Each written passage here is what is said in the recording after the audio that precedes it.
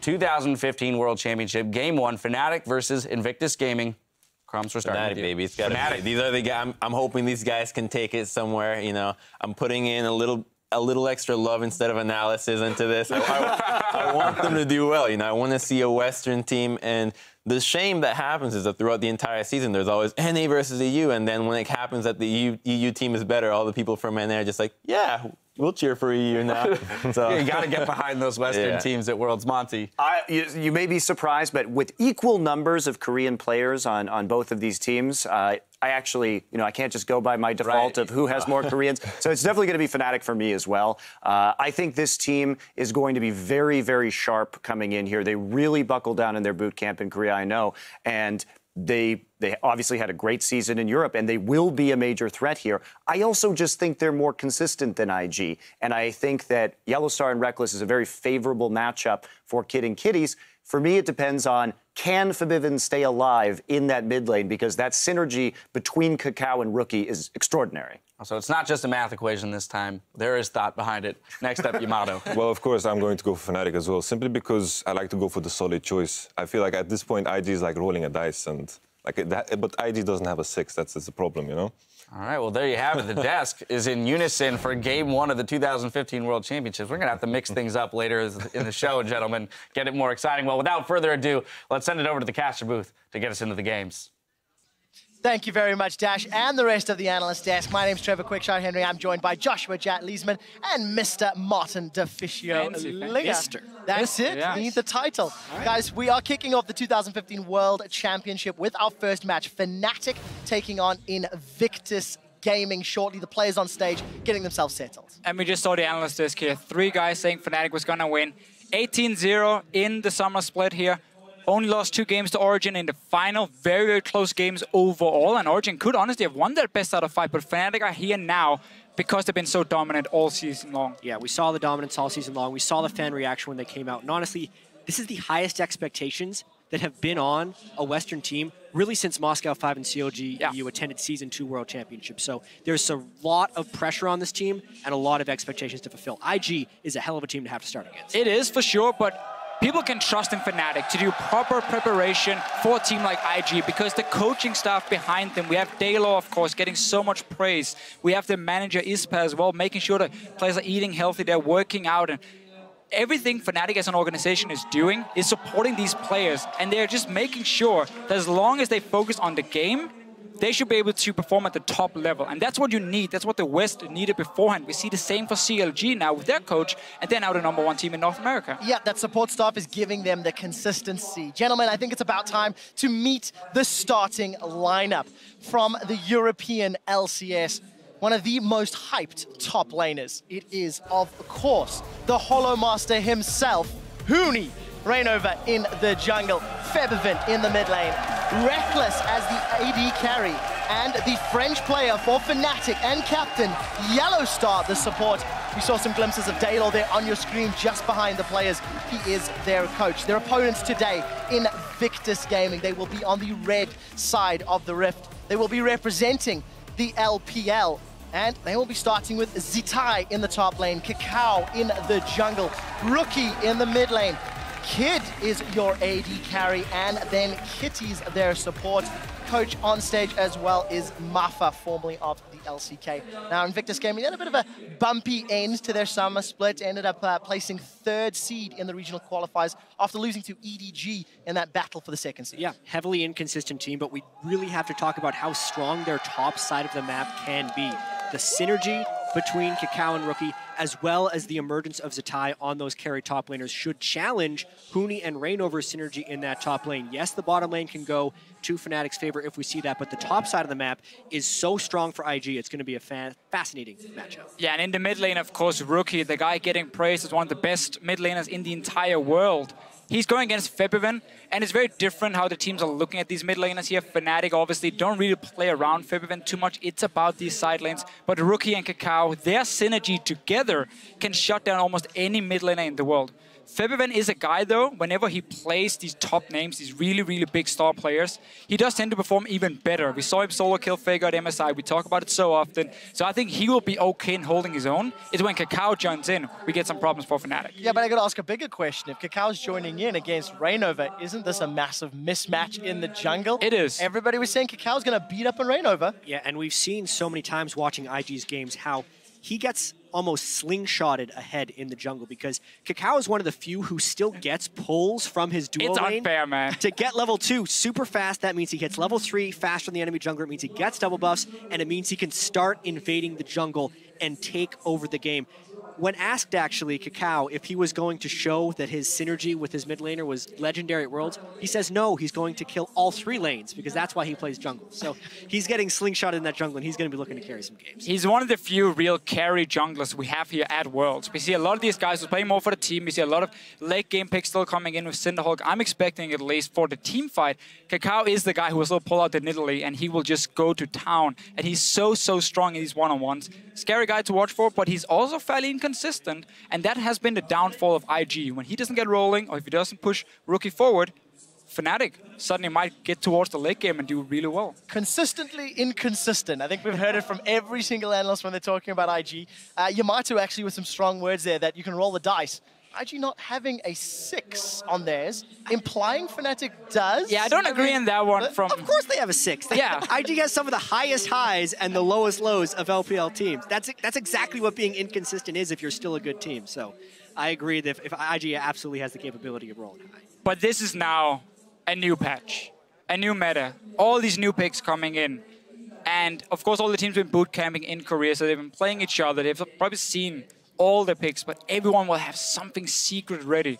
So this pick and ban phase, we have 2 teams who are not afraid to pull out, you know, the different kind of things. We even saw Time Kench from Yellowstar, Cassiopeia top lane from Huni at MSI. Yep. There's a lot of new picks, so this one might not reflect 100% what the meta is going to be. Right, it could be specific strategies just for this game even. We want to make all these conclusions about what the world's meta is going to be, but it's really going to take a ton of iterations throughout this group stage. We probably won't even start seeing it until the quarterfinals happen because there's going to be so many in-game and out-of-game adjustments that happen here. This first champion select just has almost too many possibilities to talk about. Yeah, some of the really strong picks we've heard a lot, you know, from the players, and a lot of people have been talking about them on Twitter and on Reddit and so on. It's like there are 3 picks it seems that everyone agrees on are super strong. Lulu, of course, as a flex pick, top and mid lane. We have Gangplank, the same deal, can go top, can go mid. And then, of course, the Mordekaiser down in the bottom lane. Very snowball-focused champion, but when he gets rolling, he can take over the game completely. Yeah, and what I find so fascinating about that is even though this is a new patch and those champions have been nerfed slightly, China got to play on the 5.16 patch for the LPL Finals, and when IG qualified against QG, they were letting Lulu and Gangplank through to the opponent team on multiple times, and they've been nerfed since then. So even those champions playing on are hard now mode. considered high. We have no idea what's happening. Well, we're going to find out. We've talked about Maud, we've talked about Lulu, Gangplank, we've not even mentioned Fiora or Darius. And ladies and gentlemen, for the game 1 of the 2015 World Championships, we are into picks and bans, and the dunk master Darius is dunked into the bans. Not really a big surprise. Fiora and Darius, as you just mentioned, are being hyped up quite a lot as well. And we have to remind people, this is the blue side ban for Fnatic, so they might still be able to first pick one of these 3 picks we just mentioned before. Yeah, the Lulu ban makes a lot of sense. Fnatic had a ton of success, as did everyone running that as a flex pick between the mid and the top lane. And that can be a very interesting thing when it comes to red side, blue side now, because red side used to be where you could like target ban a little bit more because you wanted multiple OPs to be open so you can get 2 of them on your side. In this case, if there's only 3 that every team agrees on, you have to ban away at least one of them, and then you can trade the last one. They go for all 3, it looks like. Mordekaiser ban, first of its kind that we will see. Gangplank is still up, gentlemen. There are 2 bans remaining. I wonder if these teams will be looking towards that, as is Kalista. We've not touched on some of the AD carry roles yet either. Really, Vayne is actually banned before Kalista. Kalista has received some nerfs throughout patches now. One of the lowest win rate you have in solo queue, but still tremendous competitive capability. it has actually been left up with Gangplank going down. I wonder what Huni will end up playing and how much priority is on the first pick. Really not that much, it seems. But this was exactly what we just mentioned before with the red side. If there's only 3 super strong picks, you have to ban them away from IG's side, and they're just playing it safe.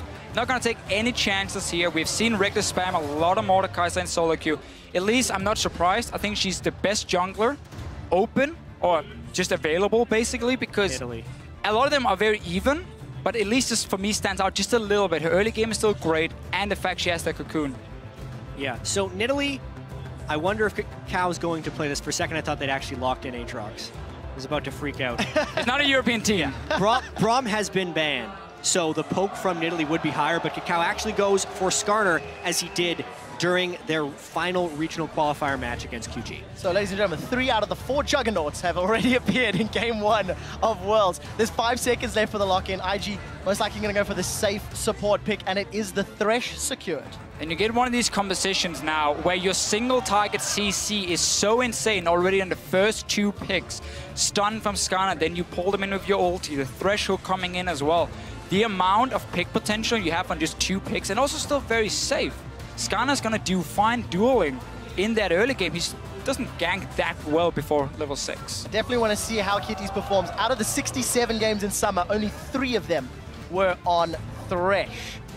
For Fnatic, they now know what they're facing in the jungle. They now know what their support is, but solo lanes still left available for both teams. And with both Lulu and Gangplank being banned away, that's 2 of the most standard flex picks we're going to see. On blue side now, you might have to blind pick both your solo laners, which can be a big problem for Fnatic, and it would open up potentially for some interesting counter picks from IG. Yeah, well, what's interesting here is that Shen could technically be flexed. It's been a long time since we've seen Shen support, but it could absolutely fit in this context. Or Huni can play it as a neutralizing tank in the top lane. But as far as what we know of Huni's champion pool, he really doesn't have that much success on neutralizing tanks like Maokai. So that's a very interesting pick of Shen this early from Fnatic. But it is one of these flex picks here for Fnatic, so potentially they can hide one of their solo laners, but I'm expecting to go to Yellowstar for the exact reason you just mentioned, and also this Shen would then open up another way for Huni to duel Zitai. And with Reyna join, Kakao join, we're gonna have so many fights on that top side of the map. Shen support will fit in super well there. And a lot of opportunity left for IG. I like how long these teams are taking in the pick and ban phase. There are so many different things to be prepared for that they have to switch it up. And we already get to see Riven. Zitai, hello. Rookie could also take it to the mid lane. He could. For IG. But again, you have this conversation with Ashe. Even more single target pick potential. And then you add in a burst bruiser in Riven, even an assassin we can call him. And Skarner again to jump on that one target and simply just burst them down. Fnatic, they're gonna look to get a QSS. Not as the first item, but they probably wish they could. Well, Invictus Gaming already with some surprises. And for Fnatic, I'm not seeing a lot of damage yet. They do have 20 seconds. They will be showing both of their solo lanes. And as we mentioned, that Riven could technically flex. If you were in Fnatic's shoes, how do you round this comp out? I'd expect a Victor of some kind in here. Azir, Victor. Just a reliable damage mage. We were wondering whether Febiven would be switching over to an assassin playstyle or if he'd stick with the more defensive mages. And it is Azir, not necessarily defensive mage, but a high damage control mage. Yeah, and I think Azir is a little bit safer as a blind pick compared to Victor now that his early game has been nerfed a little bit. You can get onto him and you can duel him very effective. Azir can just, from basically level 1 or level 2, to start pushing his wave. And if he's in a bad matchup, you just push out your lane and you don't look to fight the guy and you farm up to late. So I like that as the blind safe pick for Fnatic, but really being on blue side has been an issue for them because they have to show so many things. Exactly, and with the nerfs to Azir and lower movement speed, as well as the potential rise of assassins, we were wondering how dangerous it would be to pick Azir early, even though Azir can push up the lane here. But Rookie also played Victor in his last 3 competitive games and crushed with it. So it would not be very surprising if he picks it here. Yeah, that was a funny thing about this 5-16 regionals we saw in LPL, where Victor just got nerfed, the CS just got nerfed, and yet it was Victor who became one of the most impactful champions in the tournament itself. It's still super strong. Early game, yes, is affected, But when it comes to the late game scaling, it is even better than before. Final champion locked in. There we go. Victor, once you eventually get to level 18 in Outscales, I'm going to be very interested to see how Skarner and Riven will perform. Team compositions are now rounded out. Jet. Not only do we get to see Riven, we get to see Huni come back onto Hecarim again, something he hasn't touched in a really long time. Support Shen. It's really just a throwback competition for Fnatic. It's like we're on the 5-12 patch again with the champions they're playing. I'm just looking at Fnatic here saying, we know you're going to play around that top side of the map with the Riven. We have Shen support, Elise, strong early game jungler. We have an offensive summoner spell on our top laner. We are ready to take that fight. Whoever wins it might just run away with the game.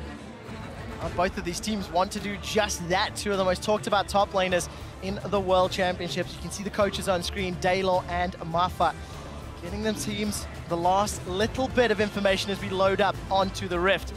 We are, of course, here in Le Doc Pullman in Paris, France.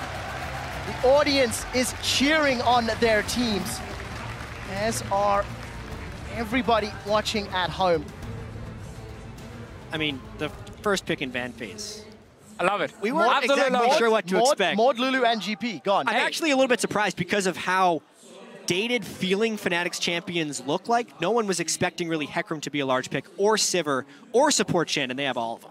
Well, you did see the team comps on your screens. Guys, jump onto Twitter and vote for who you feel will be victorious and get that first W on the board. Hashtag FNC win or hashtag IG win. Make sure you guys keep your eyes open. Be on the lookout for any pentakills or any Baron steals, because that is going to unlock a little bit of an extra chance to get a legendary or esports inspired skin. Guys, we do have a very brief pause, and I want to mention this Hecarim point you touched on, Jat. 21 games since Huni has last played that champion. Okay. Admittedly, it's been, what, 2.5 weeks? Yeah, 3 weeks since the very beginning of the summer split. Correct. Been the last However, 24 games total. So. Hecarim was a pick when he was used a lot. They always did really well into melee matchups because you can constantly just sit and spam your Q.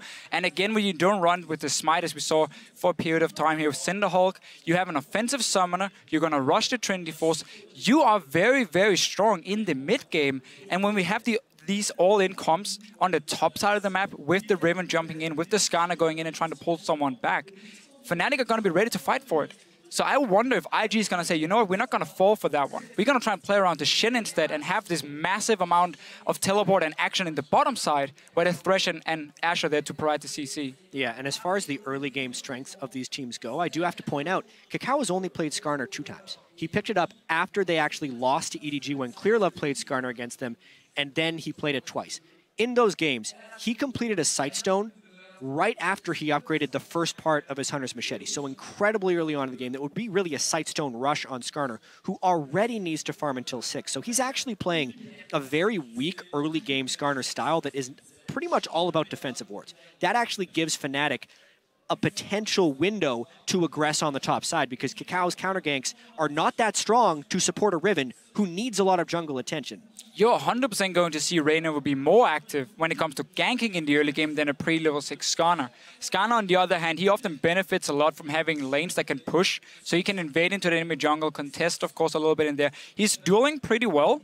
It's just running to a target pre-level 6 is not very effective. You have to land your E then to connect the stun as well, and that's very difficult for him. So we might see Reignover be very active. We've seen it before, Trevor, in Europe, how Reignover is constantly around Huni in that top lane and try and snowball him, because then eventually Huni would TP to the bottom side, and every single lane is then rolling for Fnatic. It's pretty much Fnatic style. Guys, I do have an update from production that players are having a little bit of glare on the screens from the stage lights, so while our technicians are tweaking with those settings, we will just keep chatting a little bit more about the matchup. And for Yellowstar to play Shen, it is a champion he's also only played twice, something that Fnatic were in fact punished with when playing against the likes of Origin and H2K, because Fnatic played so much around their top lane, then all of a sudden their opponent Shen would TP up and Huni would go, oh bugger.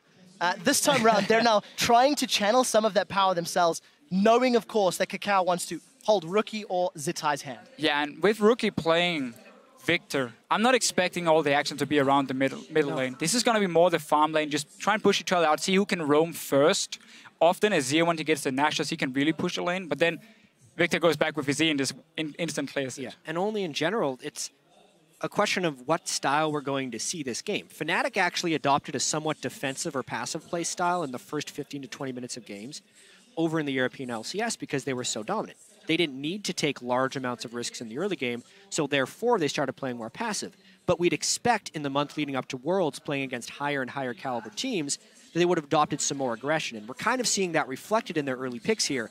The Hecarim and the Elise are two champions that look for very early plays. Yeah, and once again, Fnatic, when it comes to preparation, we know how much work they put into it. So again, they've been watching all these games here from IG, looking at how they play. And I think we can safely say that over 3-4 weeks of boot camping, if Fnatic was still extremely weak in the early game and kept getting punished and losing games for it, they would have changed something. So if they stick to the style we've seen in Europe, it's because they've still been able to play well in late game team fights.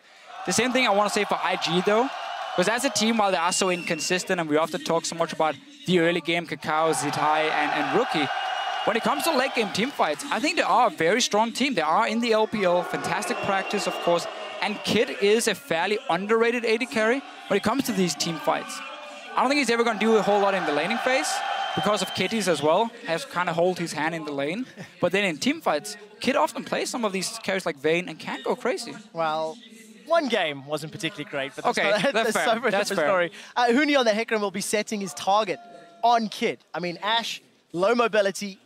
If Huni comes in with those TP home guard rushes, that could be a little bit of a problem for him. Assuming Fnatic gets to a good mid-game position. For Fnatic coming up against IG, their team fighting, you've talked about it. How much will this team composition affect their ability to fight? I absolutely love Fnatic's composition in team fights. Right here, you have fantastic engage on the backline, as you mentioned with the Ashe here, low mobility coming in. At the same time, if you look at what IG is running, when you have a Riven, you're never going to look to engage this head on. You want to flank with the Riven at first. So whoever gets that vision control before objectives can be super impactful for both Hecarim and Riven getting into fights. There's also a few different ways IG can initiate. Obviously, the Ashe arrow is that's the main one. Really large part of their initiation. And that allows them to really single out one individual and will basically make it so if the Ashe arrow connects and Kakao goes in, Reckless is required to use his Sivir ultimate just to match the fight because they'll basically have to run in after whoever is getting pulled in. And I'm actually kind of happy we had the delay here because we did so much prep. We finally got a chance to talk about some of this stuff. We're back in the game. Yes, we are, Jat. Ladies and gentlemen, let's get back onto the Rift. Well, game one of the group stages in Le Dark Pullman. The Summoners Cup is etched into the mid lane to remind each and every player what they are competing for and a defensive start across the board. Februan was the first man in the middle lane. That means he gets the trophy for himself. For now, at least, IG gonna look to take it away from him already. Very defensive start. We see Kid sitting under his tower. This is in case Fnatic invades in on the top side of the map and start deep warding to spot where they're going. They won't see him when he's hiding here unless they just check all the way over the wall. There are so many different lane swap scenarios, and in all of the LPL games we watched, it felt like the LPL games were the hardest to predict out of all of them. So here, it's Kid alone hiding behind one turret, which would be an indicator that they want to hide Kid up in that lane so that they can't scout where the AD carry is, but it also means that IG doesn't necessarily care if there's a lane swap or not. They're mainly just trying to deny knowledge. And we see right here, none of the teams really invaded in and put down multiple wards, just a ward here on the red buff of IG from Fnatic, trying to see if they can spot Kakao starting on the top side of the map or on the bottom side. And obviously, if you don't see him on this red buff within the next 30, 40 seconds, you know he started on the bottom side. And that's always good information to get. I want to see if IG wants to freeze this top lane, because they are a region, or LPL is a region, where they very often focus on the AD carry experience in these lane swaps. And you can see Kid already up in this top side here, just grouping the minions together and gonna start a freeze for himself. Let's find out how that freeze pays out. Reckless down in the bottom lane. Yellow Star is going to find something here. Just a little bit late on this invade. This was mainly an invade to check who was starting. He can now ping out Huni that he did a solo start, which actually tells the rest of the team a lot. Nice steal there by Yellow Star. But this is one of these situations where if you do not invade in at level 1 to try and take over a jungle, it's very hard for you to deny anything in the early game. So Huni got his camp, got to back down to the bottom side, and Reckless should be pushing this bottom lane if I know the Fnatic lane swap correct. And that means they're just gonna look to take over the bottom side of the map. But Fnatic at the same time, they didn't invade either. So we saw IG clear away this jungle. Reignover and Huni can only get a Grump for themselves. Everything else is cleared. You can see them holding hands in the bottom half of the jungle. Reignover and Huni, that is. Tower is going to be under threat shortly as Reckless continues to shove the wave up. And every time we look middle, Febiven's trying to poke out Rookie. Yeah, this is actually where the lane swap will be made or broken. Kid is freezing in the top lane, whereas the bottom lane for Fnatic is shoving. And Hecarim and Elise are trying to cut off the Thresh and Riven. IG can't do this. This is way too late. They're sending people down. When there's a fast push happening, IG was slow you on this lane know swap. there's gonna be 4 people on the bottom side. They show themselves so late that Fnatic can move in between tier 1 and tier 2 on the bottom side and zone them away, meaning Riven got absolutely nothing, and now they're late to pushing the top tower as well. It can effectively turn into an untradeable turret because the rate at which Fnatic got to push that lane and how they can actually bounce that wave off the turret for Huni to farm means they would be able to rush top before that turret falls. This is very much now IG needing to take advantage of Kid's experience advantage that he will have because they will be down in the global gold race. Yeah, IG won't even be able to touch the top lane tower here. Kid is looking to just maybe shove the wave out and then go back and buy for himself because he has nothing yet. Bot lane tower didn't go down. Bounce Mistake properly. Fnatic recall a little bit too early, just got a little bit too eager in getting this lead here.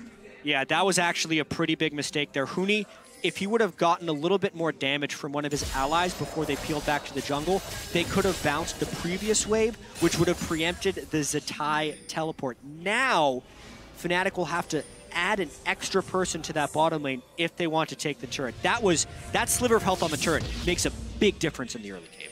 The whole strategy from Fnatic was to early take that tower and bounce the wave back so he would freeze and push away from Zatai. He would get less farm.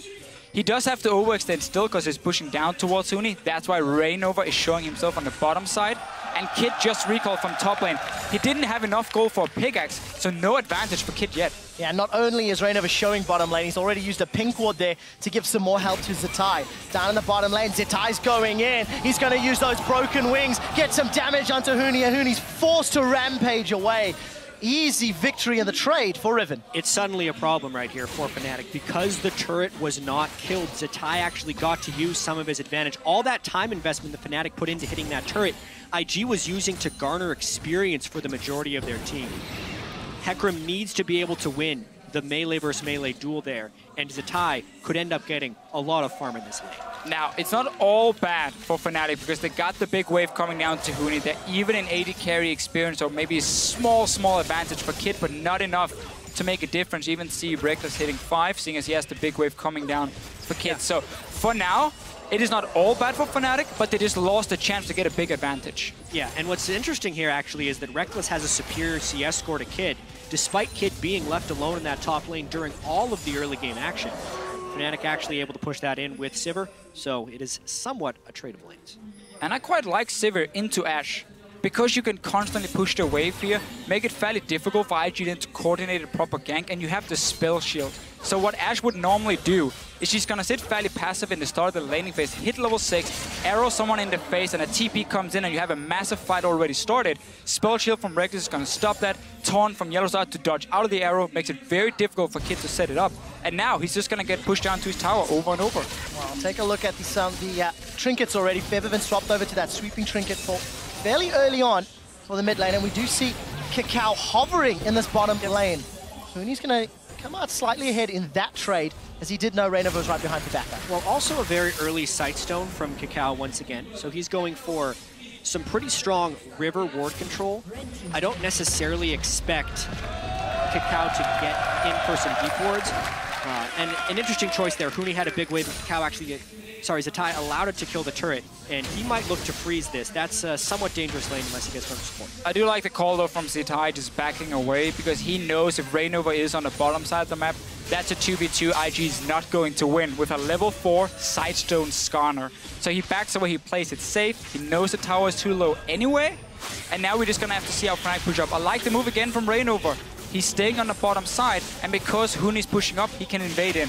Yeah, so this is the early mid-game power of the Elise and the Hecarim kicking in. If we go all the way 5 or 6 minutes back to the beginning of this lane swap, this is what we thought was going to happen for Fnatic when IG was slow to react to the bottom lane turret push. It took a while to formulate here, but this is that early goal lead that we're expecting from Fnatic about 3 minutes early. Yeah, and Fnatic can just keep playing around the bottom side. You're gonna have Shen, who can join in very soon. He's still level 5, but about to hit level 6, and then you even have a numbers advantage. And as I highlighted earlier here, IG's bottom lane, it's very difficult for them to set up any play, so they're just gonna have to farm on the tower and wait for Skarner's level 6. Wow, getting closer and closer for Kakao.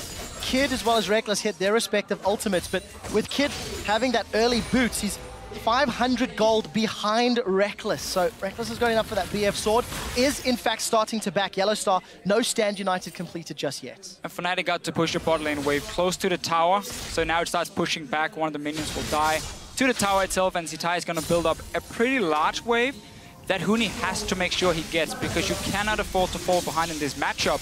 Even see Huni, early frozen heart he's aiming towards, because he knows the all-in from Riven is what he needs to respect.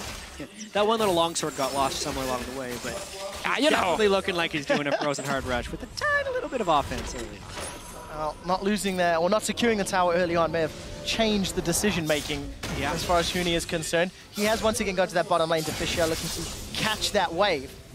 And we catch a glimpse back in this middle lane. Febiven and Rookie, we've not seen them trading too often, but even on CS, Rookie's gone for a second upgrade on that Hex Tech, while Febiven's about to back and spend. A lot of the jungle pressure has been about creating space for Huni in this bottom lane with the deep wards from Reignover inside the jungle of IG. So it's kind of expected that the Azir and the Victor would just be trading farm in the mid lane. Keep in mind, this is the nerfed Victor from generally the last time we saw him in most competitive play, aside from the regional qualifiers. They're trying to play it on 5.16. So he's not getting as much early mana from that tier 2 upgrade on Victor, and will have to be a little bit more conservative with the way he shoves it away. And exactly that is a fairly big key in this matchup, because Azir with Nash's first can just keep shoving the wave without using a whole lot of mana himself. You can try and starve the Victor simply, because if he goes back to base at the wrong time, Azir is so effective as well at pushing down the tower, and that's how Fnatic can keep trying to snowball this tower advantage they already built up with the first one, and in fact none of their towers took any damage. Yellow Star's in trouble. He's already taunted and needs to flash over the wall. Zitai's hungry for blood. He's come forward as well. Use those broken wings over. 3 members of IG are nearby. Caught a glimpse of Reignover, and gents, he's actually gone Runeglaive Elise. That's a little different for Fnatic, and Reignover is traditionally one of their primary tanks. It's something Reignover did in the first game he played Elise against Origin in the finals. It's a squishier build, but this time they actually have a tank in the top lane, so I can see him more getting away with it. The longer Fnatic can hold these lanes, the better. That entire invade by Yellow Star, while it did burn his flash, gave Huni a large amount of free time in the bottom lane, whereas Zitai has not been able to farm. So that farm discrepancy amongst top laners is only going to grow as long as these lanes maintain their current form. And obviously Zitai here saying, I can't do anything on the bottom side of the map. The wave is going to be at his tower. I'm going to try and make a play. But Kid and Kitties are not ready to give up this top lane to him and try and swap the lanes around, because Fnatic can fast push him so effectively. So he's just going to return to the bottom side. We're going to have exactly the same situation. Skarner is level 6 though, even level 7 for Kakao. So now the ganks can start happening, and he's going in on Rookie! Oh, Rookie's going to flash the cocoon! Summon a spell blown at the cost of Reignover's flash. Yeah, even so, Rookie still has cleanse, even if the cocoon would have landed. The shuffle that Febiven pulled from the mid lane there wasn't quite as clean as he would have liked, but they still do burn one summoner spell. I would like to see Fnatic, though, start using this Shen. Make some plays with Huni. He's fairly strong already. He has some armor if he wants to tower dive. And whenever Riven is stuck on the tower here, you can set up a 3v1. You just need to know where Skarner is on the map. Yeah, and the main thing Fnatic's doing with the Shen ultimate right now is just pushing up the mid lane with the Stand United in their back pocket. They are waiting for Kakao to become relevant. Even though he is level 6, he still hasn't upgraded the Cinderhulk, whereas Reignover's been sitting on his jungle upgrade for quite some time. This entire sector of the map, where because of the positioning of the mid and top laner we expected IG to be strong on, has actually been heavily controlled by Fnatic through champion select, through lane swapping, and through their play. Exactly. And that allows them to get the first dragon, extending the gold lead to 1,600. All of that free time for Huni is just money in the bank. And we did continue to see Febiven pushing down that mid-outer turret. It's been chunked lower and lower every time Rookie backs. And things are not looking to get much better for IG right now because Kid has been forced to go back at some very poor timings for himself. He had got a pickaxe and then a bit of crit the last time. Again, there's no BF sword for him. He's not hitting really a point where he's going to be very strong compared to Reckless, who's building just to fast push waves with early attack speed. Huni's going to continue doing the same. Frozen Heart is completed. They're basically waiting for Kakao to pull the trick in one of the lanes. But it's going to be very difficult for him because he doesn't know where Rainova is on Elise, and he doesn't know if the Shen ulti can just come down instantly and stop this gank from happening.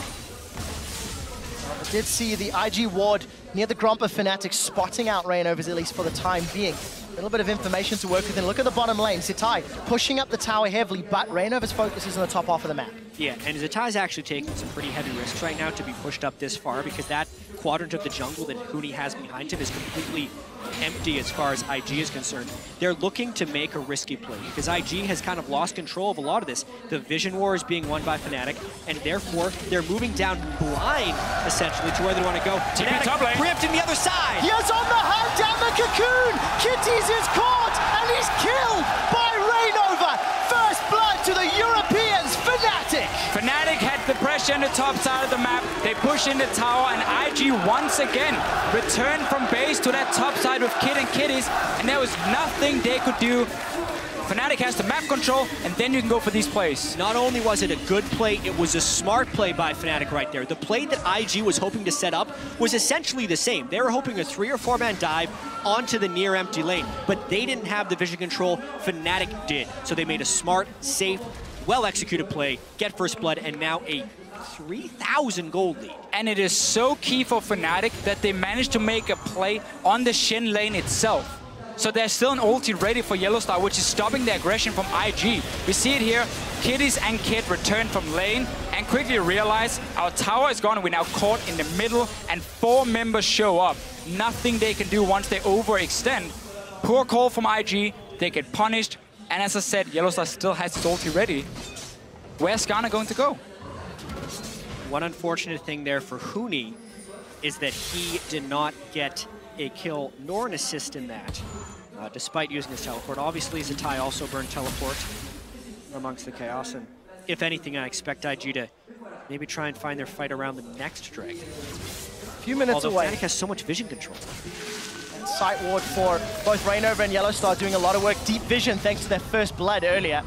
And Rainova a little bit tankier, got that giant spell completed. We did see a BF sword picked up for Kid, but Fnatic, cool, calm, and collected, slowly, you know, increasing their lead and increasing their advantage. Oh, gentlemen, Yellowstar, he fancies some nice. blood, and he's found Kitties, knocks him into Reckless's hands, and Febiven will take the second kill. And this is where things just go downhill. As a support, you have no flash, but you're trying to get vision control back on the map, and then you get caught out, you're dead, your tower now is taking damage. And Fnatic wants more out of this. They're trying to just snowball this game out of control. They knew the flash was down on Kitties, so they got the repeat gank. Because they killed Kitties, they also get pink ward control inside the jungle of IG, and are looking to push down that low mid lane turret. If Fnatic can get the kills, 3 outer turrets to 0, as well as a move on the second dragon, it would be huge. Well, take a look at Huni. He's been caught by the crystal arrow. Here comes Kakao. Get over here, he screams. Stand United used to keep Huni alive.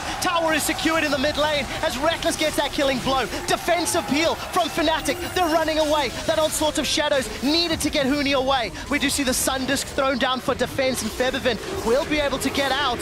That was close, but they got the tower. Yeah, they got the turret. Huni was trying to make a poke play, and because they'd saved the stand United and Huni had gone for Frozen Heart for a tankier Hecarim, he was able to escape. So much burned by IG there. The Flash and the Skarner ultimate being burned in that engagement, as well as Ash Arrow, really hurts IG's ability to fight back now. 3 charges to 0 is not something that is often recovered. I just have to really highlight how valuable this Shen pickup is for Yellowstar as a support against what IG had built. We kept highlighting how much single target CC they had to catch out one guy, and Yellowstar could stop that. And now we see once Kakao gets onto a champion, Yellowstar is there anyway to help, Huni gets out, and more important for Fnatic, all they were waiting for the last 5-6 minutes was just these outer turrets to die. They kept having to push in every single lane. Once the towers went down, now we see them contest all the vision in the jungle, and soon there's no jungle left for Kakao to farm. It's going to belong to Fnatic. So Fnatic stamping authority in game 1 of groups, that 4,000 gold lead thanks to exquisite lane pressure. 30 seconds to Dragon. Chat, you'd mentioned IG may want to fight around it, but they're quite far down if they want to think about it. Yeah, they lost their summoner flash on Kakao. Their ultimates will be back around the right time, but they just strictly don't have the vision control. They have lost so much map pressure to how well Fnatic has played these lanes and how timely Fnatic's ganks have been. As soon as IG looks towards this Dragon, Fnatic is hoping to get more picks and a larger snowball. Kakao needs some help. Really lucky to be getting that ward down without being punished. There's just barely any other options though for IG. Then try and go down here and try and catch out a target with arrow and then Skarner to get that one kill, because otherwise the map is low. It's essentially hawk shot into Ash Arrow, but if they do Ash Arrow, the team has to be able to follow. That's a teleport, that's an arrow. The arrow does go on Featherman, but it's instantly cleansed. Dragon secured. They turn their focus to Kakao. There's the team fight. Onslaught of Shadows throws IG's backline. Zatai's forced to retreat. They've traded 1-for-1 thus far, but Reckless takes out Rookie. Now they're looking for Cocoon. It's Cocoon. Cocoon is down. Rainover gets another one. It's a 3-for-1 plus Dragon. We talked about it here for IG. They were running out of options. This was never going to be the best one, but they had to do something. We see it right here. You try and catch Featherman. He has a cleanse. Spell shield on the Sivir. It is impossible for Kid to find the right target, and Fnatic, they take another fight. And what's most impressive about Fnatic's 6,000 gold lead here at 19 minutes is the fact that they didn't have to take large risks in order to acquire this. They have just been playing the lane swap game extremely cleanly. They are ganking with vision control, and they are forcing IG into unfavorable, low percentage plays. We were wondering if Fnatic would have to adopt a higher risk play style against these better teams at Worlds. So far, no, they're just playing amazing. And notice here, Featherman with the cleanse, doesn't care about the arrow, and now IG's composition, there's no real front line. Kakao is too squishy. Zitai and Kiddies are trying to be that front line for Rookie and Kid, but they die too fast and have to back out. Specifically, IG built themselves a pick composition that relies on teleport flanks. The pick didn't work because they were 5-man brawling into a fight that Fnatic has set up with a zone control mage in Azir. That was almost never going to be a one fight for IG because the setup was not even close to where it needed to be. And we're not even at the point yet where Fnatic can get a QSS. And simply say also Skarner ulti, we don't even care about that on our carries, because right now for Fnatic, they can split up in 1-3-1 setups. You normally don't want to do that against an Ashe because she can just arrow out of vision, catch one guy, and then break this split push. But because again, you have the Sivir, you have the Shen ulti, you have cleanse on Featherman, nothing really hurts them from what Ashe can do to engage. And that is the main engage from IG, other than a flash ulti from Kakao. As we've crested the 20-minute mark, Fnatic are quite infamous for their 20 to 25-minute Baron secures. There's already a pink ward in the pit. And we've talked about the 1-3-1, another option for Fnatic. Play the Baron bait game. If any region knows how to dance around that objective, it's going to be Europe. Yeah. And look, they're calling IG, saying we dare you to check. And Fnatic really is far ahead. Fnatic was praised for their ability to come back in some games. The largest Fnatic was down at 20 minutes this year in which they were able to achieve victory was 4,700 gold. They have a larger lead than that over IG right now. So the chance of comeback from IG is actually very low. And either Fnatic would have to make some pretty large mistakes from here on out, or IG would just have to play otherworldly. Small window with no cleanse on Featherman, but should be ready in just a few seconds, and then that engage option is down. Kakao has flash ready. IG needs to just pick off one target when the fight starts, and you need this Riven to be able to get into the backline and take care of Reckless or Featherman, but there's been no chance for Zitai to have an impact. Yeah, I mean, part of this goes back to champion select, and another part goes back to the way the lane swap was played out. Kakao is not a jungler who can apply the early jungle pressure to get Riven and Edge. Hecarim then stacked armor, and it's been a beautiful counter pick from there. But now Fnatic, they're going for Baron. They are indeed. The arrow's coming out. It's connected onto Rainover. It is in fact Featherman that secures Nash.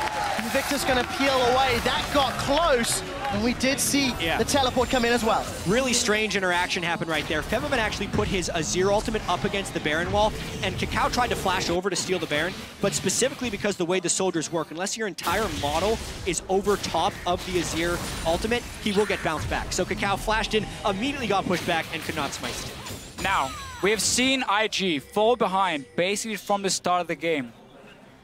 And that is something as a team we have seen multiple times before in the LPL. They have been so inconsistent. We just see it here again. Kakao not flashing all the way over. The way Azir What's terrifying is he actually got his smite off. It was close. He did 700 it was damage. Close. His Baron was at 1,000 when his smite did 700. But Azir wall is not like a normal wall here on the map where you can flash almost over it and you will move to the other side. If you don't flash fully over it, you will always get bounced back. But as we just mentioned before here, IG as a team has been so inconsistent in the LPL, and they've managed to bounce back then in the next game and look fantastic. For them now, they need to figure out what can they do here, but they're so far down at 22 minutes, it should be nearly impossible for this team to come back. Gentlemen, we saw Yellowstar shoving out that bottom wave. It's a third item QSS for Febiven. Another tower falls, and for the European team on home soil, when European squads have more than 4,000 gold lead at 20 minutes, they are 42-0. And it's an exceptional stat. When you've generated an exceptional lead, another tower is going to crumble under the might of Fnatic. And this is precisely what Fnatic is getting out of this Baron. They're getting the second-tier turrets in almost every wave. The gold difference from before they take this Baron to when the Baron goes out is going to be massive. And when you can see the support pushing Yellowstar's a big pusher now. And Stand United, he just wants to be fantastic. part of this. He just wants to be important as well. He's getting the wave going. Hootie's coming in on the backside. These are indefensible outer turrets for IG. Yeah, and of course the right call from Fnatic. No teleport for Huni, so you needed someone else to take in the wave with you. It is going to be Yellowstar. No ban of command yet, slacking a little bit on that one. If it comes in later, then there's nothing IG can do to wave clear as well. The question marks around which IG would show up are coming to light, and the question marks about just how good are Fnatic on the international. How good are they after their boot camp? They're showing pretty good. It's one game, but this game isn't even close. Like, Fnatic is absolutely demolishing IG right here. We obviously can't make any conclusions off the first game at Worlds when it's going to be a month-long tournament. Wait, Fnatic didn't win Worlds yet? Yeah, it's over. Congratulations. Even so, this early game, this mid game, the way Fnatic is playing, well controlled with so much pressure in front of the home crowd, is all very good.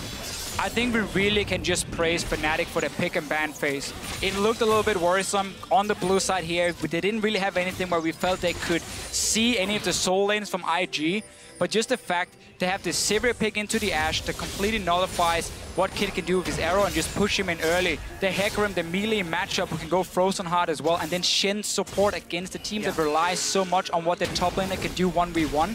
It's just a very smart pick and ban phase for Fnatic, and they're getting rewarded for it. One thing we did discuss about top lane being a more influential role, and the patch in general, was that it was going to be a little bit more swingy, more snowbally, because a lot of this game is about gaining a quick advantage and then trying to win within 20 minutes. In this case, Fnatic has accumulated an 11,000 gold lead only 25 minutes in, but that's in part because some of those matchups were so swingy. And instead of having, for IG's sake, a top lane tank to fall back on and create some stronger team fights, they've fallen behind on Riven, which is one of the most devastating things to have happen. And you're falling behind on an Ashe. Your damage is not anything to write home about, and if you cannot pick off targets, your value really goes down. She's a fantastic snowball pick. Don't like her that much once she starts falling behind. But really for IG, in this situation, and what we're probably going to see for the rest of Worlds, is that the current meta is very snowball focused. You can very quickly get an advantage where you take over one side of the map and you can keep forcing plays on that side, and we're going to get these leads here. Think back to Season 4 Worlds with Samson White. How dominant they were when it came to vision control and simply forcing you out of your own jungle. That style has been now taken by most of the top teams, and they're trying to perfect it, and we're going to see more of that at Worlds itself. You can see that massive goal difference between the respective players. It is over 10,000 gold now. Another QSS was picked up on the side of Fnatic, and Baron has worn out. So Fnatic have successfully taken all outer turrets. 26 minutes into the game, and now they've shown strong early, strong mid. Fnatic need to demonstrate that they can have a strong closing to the game. All summoners are up, all ultimates are up. The jungle belongs to Fnatic. This is what we talked about earlier with the lead that Fnatic have built up. Yep. Do they just play it safe and go for another Baron or maybe Aspect before looking to finish? I say Fnatic is definitely going to be playing this one pretty safe. That's why they've had the luxury of building 2 QSSs, because the last thing they want is to have a priority target pulled into an inhibitor or a Nexus turret and get quickly executed. With Baron coming up in about 90 seconds and Fnatic having complete control of the map, that's obviously the next thing they're going to take. 4th Dragon would not be far behind that, but I expect Fnatic to at least try and make a play with the Baron buff, and if they get even the slightest bit dissuaded, I think they'd be going for Aspect, because the overall timer on that is still pretty early in the game, and Fnatic wants to keep their options open. Just take the Baron buff, go for your 1-3-1 setup again, where you have Huni sitting in one lane, let Reckless fast push another one, and then join Febiven.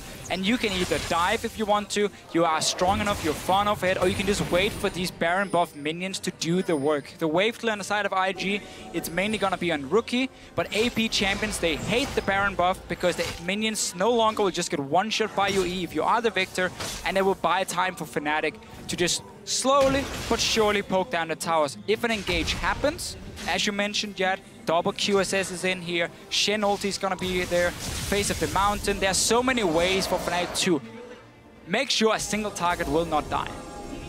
Yeah, right now Fnatic is kind of hoping in the back of their heads that IG is going to try and contest this Baron, because it would be very nice if they could pick off multiple people in IG and then just end the game instead of waiting for these Barons. But with the 12,000 gold lead, it is within Fnatic's right to just smatter this jungle with wards. Using those sweeping lenses to clear out any vision from IG. You can see Invictus have grouped up near the north quadrant as they clear out the wave in mid. But look at Fnatic's positioning. They are tightly knit. We could be set up for a fight. That's a Sand Soldier. He's been sent forward. Huni's coming from the flank. Yeah, Huni is in potential flank position. IG is actually pretty far away. Look at Yellow Star. They do not have wards on the side. Multiple flanks.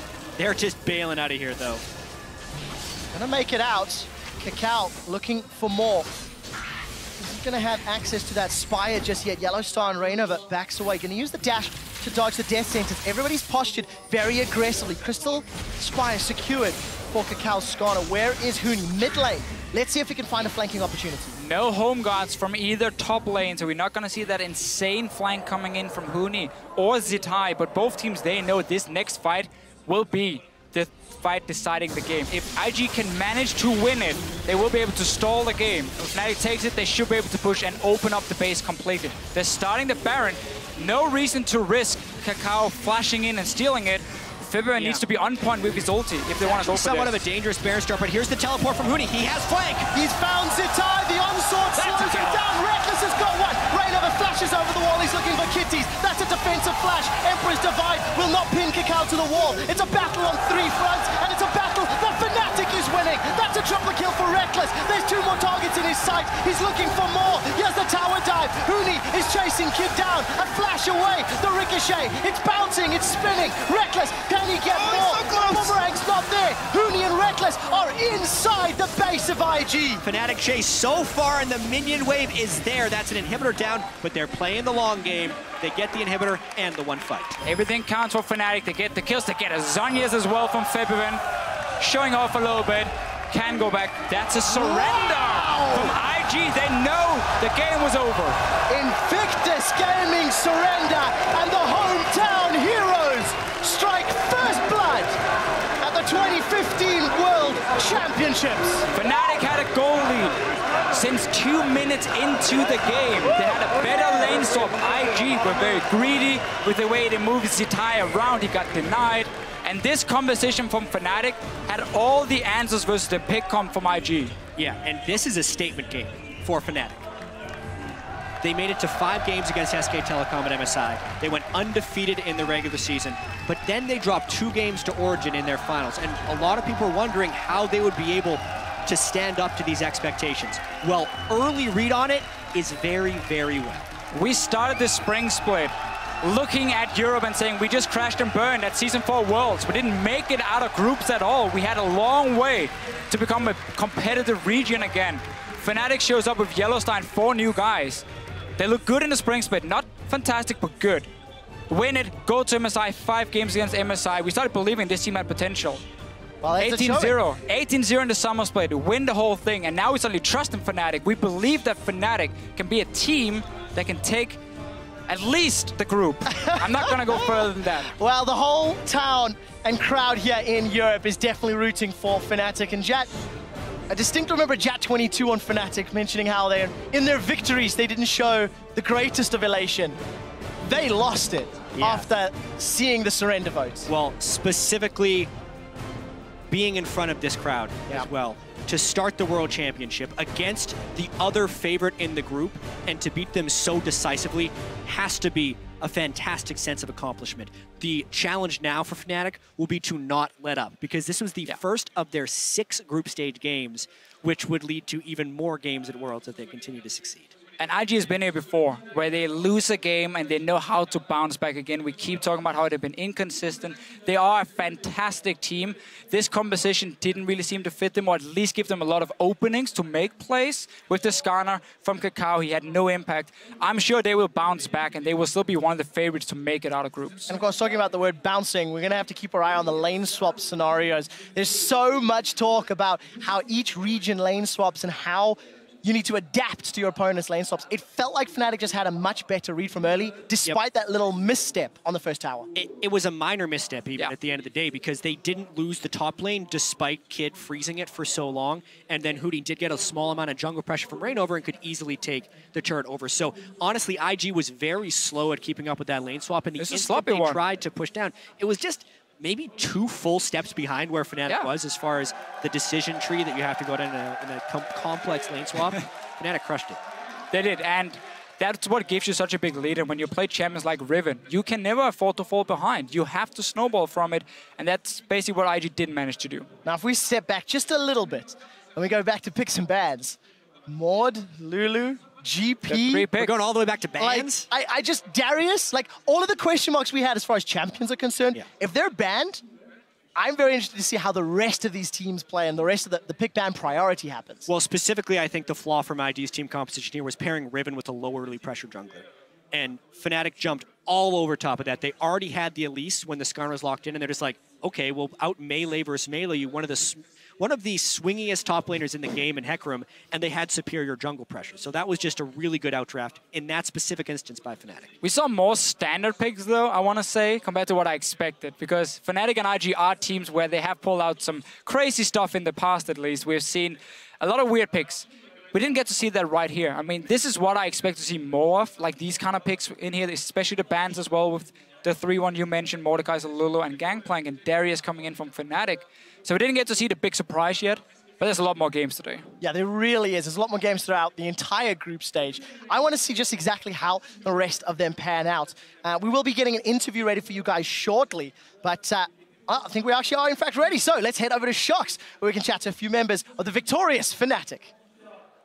Thank you so much, guys, as I am joined here by Huni and Yellowstar after that fantastic victory of Fnatic in the very first game of the group stage over IG. Well, you guys had the fan support at the beginning. You have it even more now. Let's talk about the game a little bit first. Picks and bans, which were quite unexpected maybe coming out of the side of IG. How do you think you handled it? What was the hardest thing to deal with? I think they have a particular style where the bot lane is really passive, and then they usually do plays around the top lane. So we try to shut him down as much as we can, and our coach Taylor is preparing the draft. And then you guys got into the game, did very well early. Huni, you ended up in the lane against Zitai, against Riven as Hecarim. How did that go? Because in the beginning, it looked kind of rough for you. Just goal was for me, just I'm not dying, and then to hold just Riven, because Riven is really a strong lane phase champion. And then actually, Hecarim is into Riven, the champion can hold, and just he doesn't die, and then I'm just farming. That was my job. And I did it. You did it very well, and again, you guys snowballed the game from there. What was the moment that you realized, okay, we got this game, guys, we just don't give it out of our hands, we have it? Yeah, he didn't want to say it, but he said that he was a better Riven, so he was a bit shy, you know? Whoa! Throwing him under the bus a little bit, but maybe something we get to see further on in the group stage as well. This was only the first game, but it was very, very convincing. And you know how high the expectations are on the shoulders of you two, and as Fnatic coming out of Europe. How does your mindset change now? What do you have to be careful of after such a convincing victory in the first game? As the regular season, we don't want to think about further games. So we just take one by one, and then we just focus on our next match. We shouldn't, we play to our maximum and just play our game. Huni, you've said before you want to show that you is better than an A, that you're the best top laner in the world. For you, you've said a lot coming into this World Championship. How do you feel about this first game and what you can show in the rest of the tournament? Well, it was just first game, and then it was just group stage game. So, and I did just well, and I didn't carry alone. So, I'm not yet best top laner in the world. So, I will prove. Not yet. Maybe in the final you can prove it. I think so. Yeah. Okay.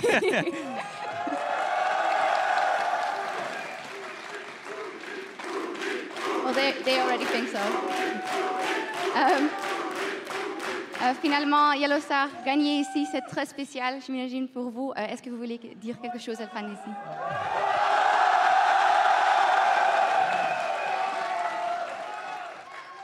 Je pense que la raison pour laquelle on est venu ici pour la phase de poule, c'est parce qu'il y a le plus de matchs, le plus de jours, c'est parce que vous êtes le meilleur public, je pense. Hein?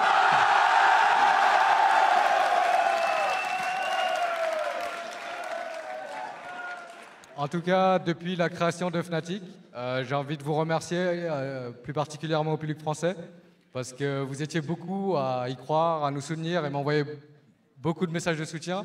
Et j'ai envie de vous dire merci encore une fois. Et c'est grâce à vous.